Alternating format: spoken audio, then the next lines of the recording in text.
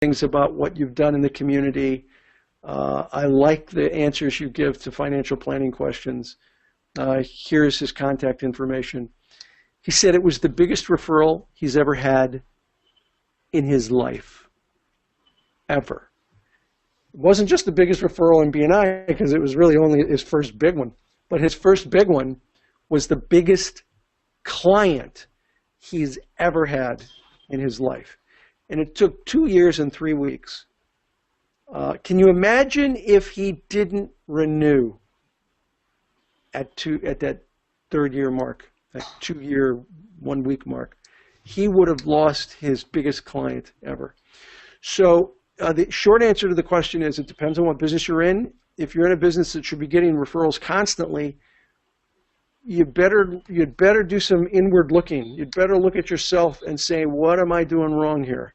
Maybe I'm not doing good weekly presentations. Maybe I'm putting people off somehow. But if you're in a business that's a little more difficult to refer, give it time and catch the webinar I do on how to do good weekly presentations. In the meantime, go to my podcast and look at Your Business 101. Hope that helps, Mac. Thanks, Ivan. There's another question here that's asking, what's the optimum size for a power team?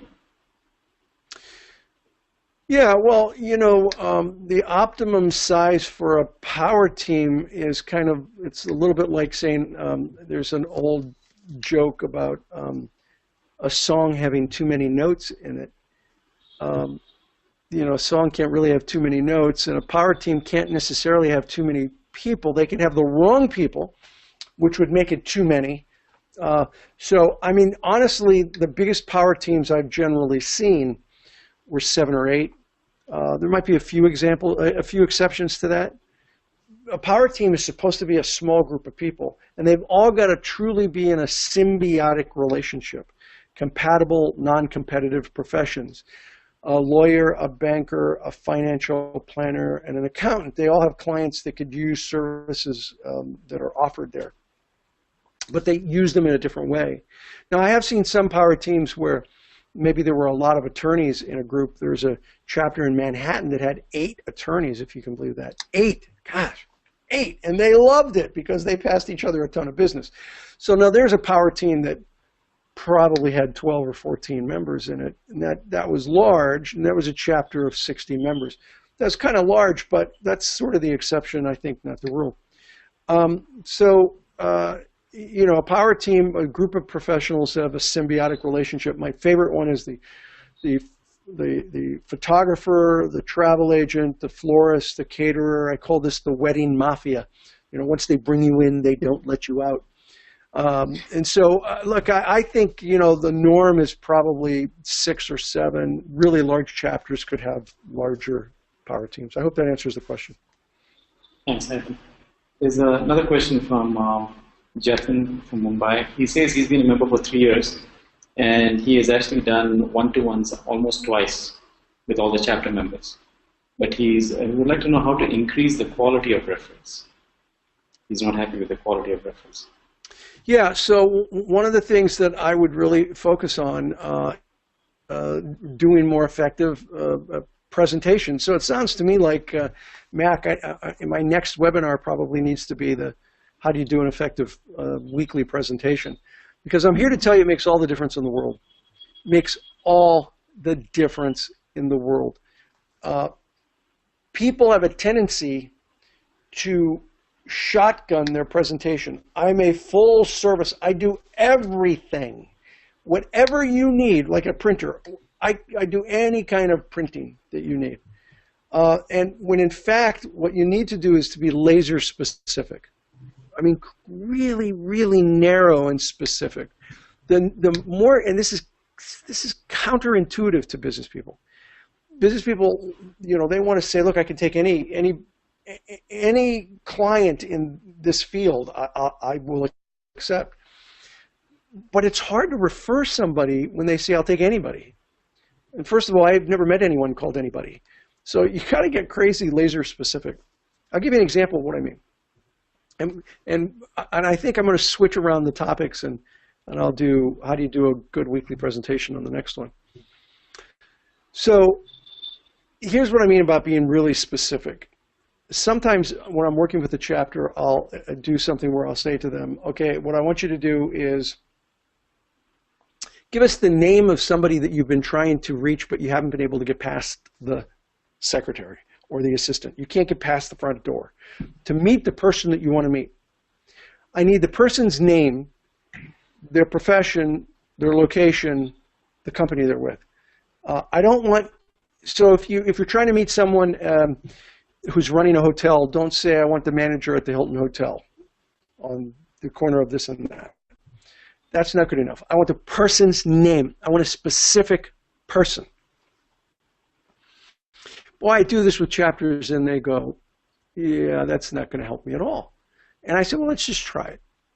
And I had one chapter that I did this with where the woman really dragged her feet and she said, you know, I can give you the name, but it's a waste of time because, you know, people just, they're not going to be able to get me through to her. And I said, well, give it a try.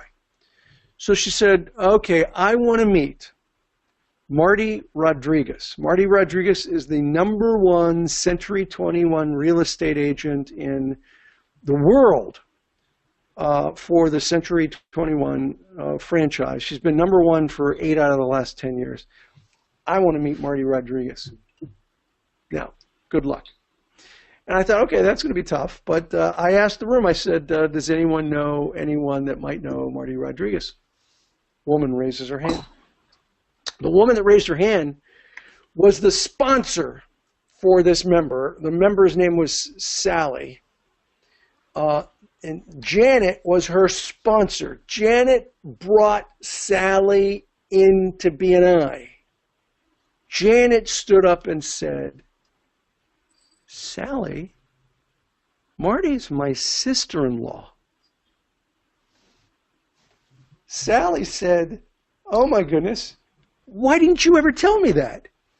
Janet said, you never asked. You never asked.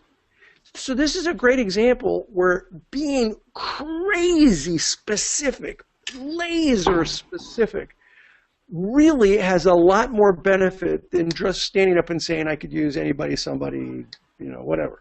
So I will do a webinar on just doing weekly presentations. If not the very next one, certainly the one after that. Okay, do we have time? I think we've got 5 more minutes. A couple of more minutes, yes. Yeah. Here's 2 questions which are related. There's a few members who are asking, do service-related business get more, referrals than manufacturing or product-related? And the similar question is, do B2B businesses get more than B2C businesses? Kind of related. Well, look, I think what's a bigger factor is the ticket value. What's the cost of the referral? Because referrals, the value of the referral, I think, is a bigger indicator of the quantity of referrals than business to business or manufacturing. Because, you know, when you're doing a high ticket item, you're giving a lot more of your reputation away. And so I think that has to do with it more than anything. Look, manufacturing, wholesale, distributing, you really have to educate people how to refer you. I remember the first time I had a chapter where we had somebody who sold light bulbs. Now, we were small. BNI was small. We only had 100 chapters, maybe a few more. And he sold commercial light bulbs. Commercial light bulbs. So it wasn't like it was, you know, it wasn't like it was one of these, here we go, I'm taking this, it wasn't a normal light bulb, okay, that you just pull out of a lamp. He sold commercial light bulbs. And so they were like the halogen kind of commercial light bulbs when you turn them on in warehouses. I don't know if any of you have ever been in a warehouse, but when you turn on a warehouse light, it comes on a little and it gets brighter and brighter and brighter and brighter, and it takes about a minute for it to fully power up. He sold those. He didn't even sell the fixtures.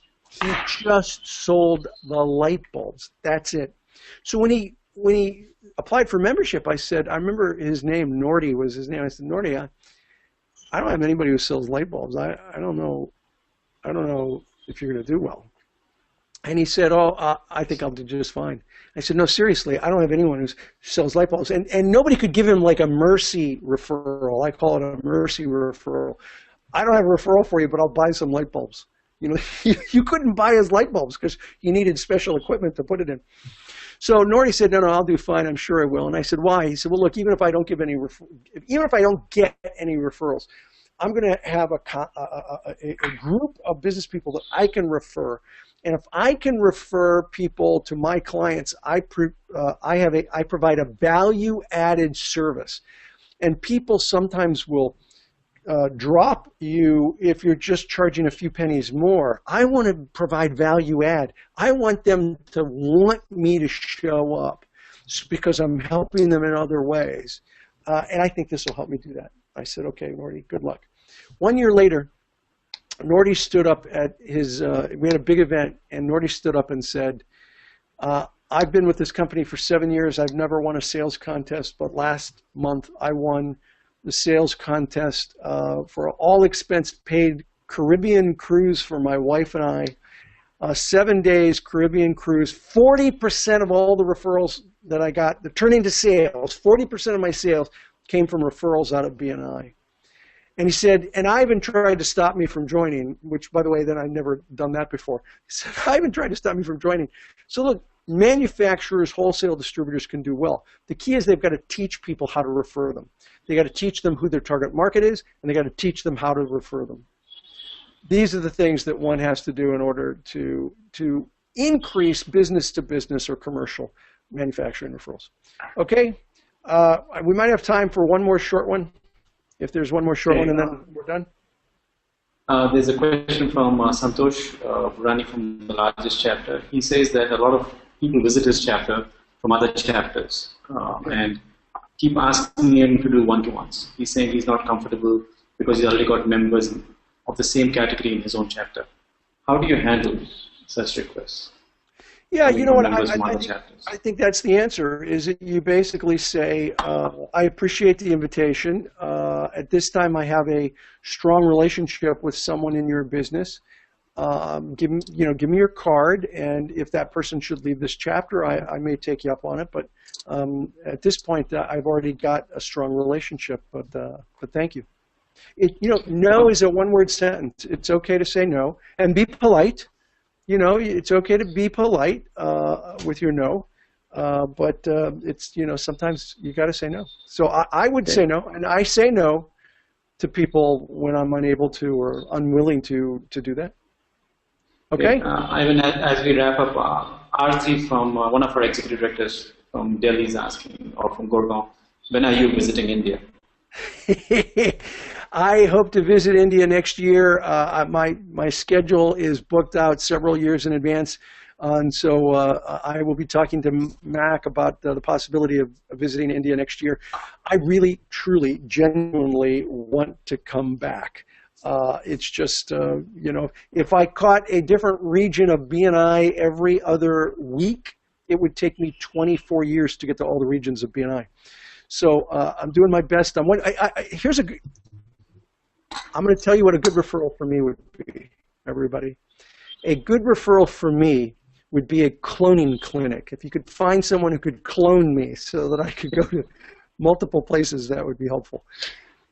All joking aside, I promise you I'll be back. This time I want to come back with my wife. She is just really interested in coming there and joining me. So I hope that both myself and my wife come. Thanks for the question, Mac. Let me leave you with 2 more slides, everyone. Here's the first one. It's not what you know or who you know. It's how well you know each other that counts. This is so important. It's, the old expression, it's not what you know, it's who you know. I don't believe it's either. It's how well you know each other. And this is why it's really important to go deep and build relationships with people in order to generate referrals. I wanted to leave you with this one last thing. These are possible future webinars. 3+1 for member success, chapter cycles, effective weekly presentations. I may move that one up the list. I think I am going to do 3+1 next month, but we'll see. But I will do effective weekly presentations. Garage to global. How do you take a business from your garage to a global company? That's exactly what BNI was. literally operated out of my garage. We made new member packets out of my garage in 1985. And then I may have one session that's just Ask Ivan. Come with your burning question, any question. The only dumb question is the unasked question. And I'll be doing those. So, Mac, let me thank you for inviting me to do these webinars. It's truly my pleasure. And we had a fantastic turnout to this webinar, and I appreciate everyone being here. That's it for today. You have any closing? Thanks, Thank you, Mac. Anything you want to say? well, thank you very much for doing this for us.